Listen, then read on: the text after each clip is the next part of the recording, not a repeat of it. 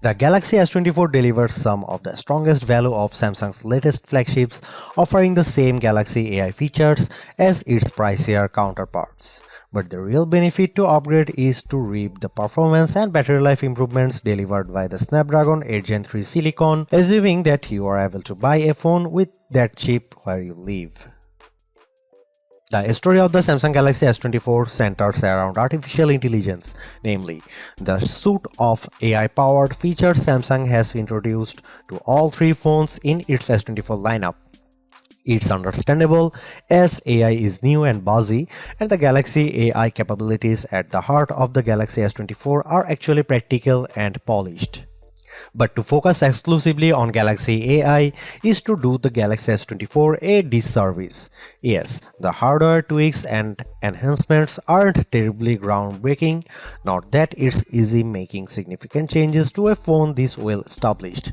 But the changes Samsung does make are important, improving upon an already stellar display while also tackling a long-standing complaint about the most compact model in its flagship lineup.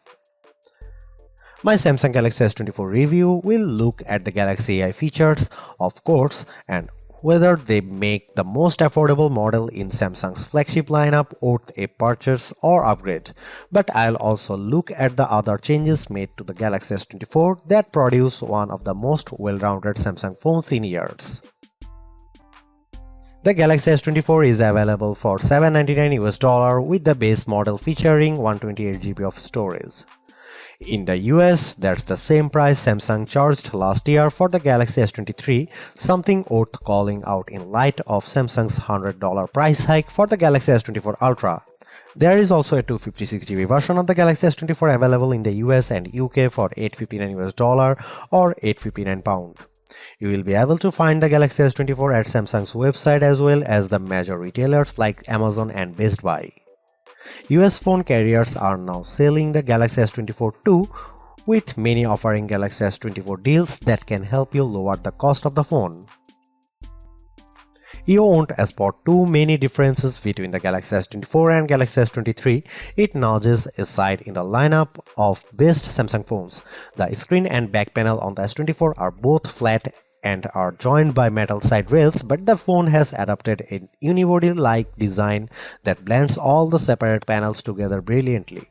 Samsung continues to make the S24 out of aluminum. Titanium is reserved for the Galaxy S24 Ultra, as is the more durable Gorilla Armor Glass for the Ultra's display. Still, Galaxy S24 counts on Gorilla Glass Victus 2 to be tough enough, and it offers IP68 water resistance, so don't worry about dropping the phone in the drink.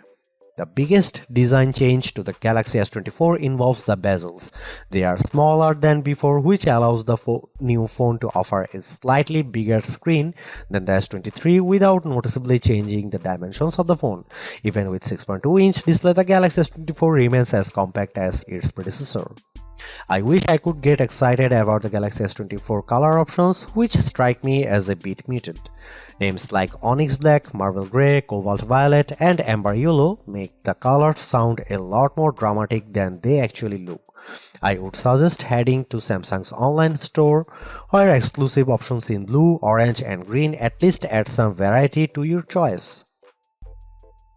I have mentioned the Galaxy S24's larger display, which offers a resolution of 2340 by 1080 resolution and a 120Hz refresh rate. But besides the modest increase in size from the 6.1-inch panel on the S23, the biggest addition is a boost to the screen's brightness. Like the rest of the new lineup, the Galaxy S24 promises a maximum brightness of 2600 nits. I have to say our lab testing didn't come close to the theoretical maximum, which was probably achieved under very controlled circumstances. Still, the 1416 nits it reaches using a light meter and with HDR enabled is nothing to sneeze at. It improves upon the Galaxy S23's 1340 nit reading and was in line with the iPhone 15's 1400 nit result. I found I had to keep the display brightness slider rather high to see the screen details under less favorable lighting conditions, but at least the S24 has the capability in its toolkit. A trailer for the Ministry of Our Gentlemanly Warfare on YouTube looked pretty dark in some scenes, though I suspect that's a Guy Ritchie problem and not a Samsung one. Streaming under pressure on Netflix produced bright, crisp images of the US women's soccer team in action. The Galaxy S24 recreates more colors than the iPhone 15's display does using both the sRGB and DCI-P3 spectrums. Apple's screen is a bit more accurate though, with a delta E rating of 0.18 to the S24's 0.22 with the display in its default vivid mode. In terms of camera hardware, Samsung hasn't really touched a thing for this Galaxy S24 update. The 50MP main camera, 12MP ultra-wide shooter and 10MP telephoto lens with 3x optical zoom are exactly what you would find on the Galaxy S23. Even aperture and sensor sizes remain the same. In one sense, that shouldn't matter as the Galaxy S23 was already one of the best camera phones, so you'd imagine that the Galaxy S24 should be just fine on the camera front. And that's before we get to some of the AI-enhanced features Samsung has added to the S24 lineup. The trouble is Samsung's competitors have not stood still since last year. Now you can guys see some photo sample of Galaxy S24 and some comparison between S23 and S24 and iPhone 15.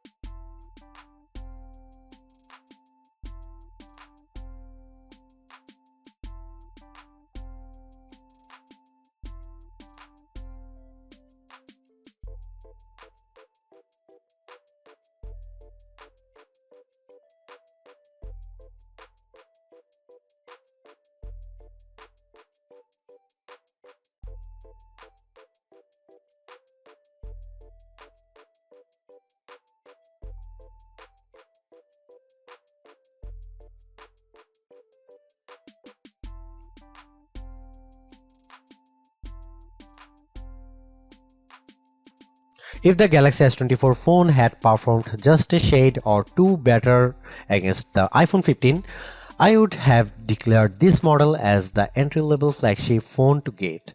As it stands, this is still one of the best base model Galaxy S phones I have ever used, delivering a lot of value for $800. While the AI features are welcome additions, they are only part of what makes the Galaxy S24 so impressive. It's the bigger, brighter screen, longer lasting battery and stellar performance that make the phone device well worth getting, with Galaxy AI a nice add-on. Because the cameras haven't changed that much, I don't think anyone with last year's Galaxy flagship needs to concern themselves with upgrading. And perhaps even Galaxy S22 users can get one more year out of their device. Anyone with an older Galaxy flagship should run not walk to their nearest retailer to grab this new model. Perhaps the most impressive thing about the Galaxy S24 is the serious lack of FOMO you'll have if you opt for this phone over one of the more expensive models. Yes, the Galaxy S24 Ultra has the more impressive camera setup, but with the same Galaxy AI features and battery and performance improvements of its own, the Galaxy S24 is a worthwhile flagship in its own right. Thanks for watching, see you in the next one.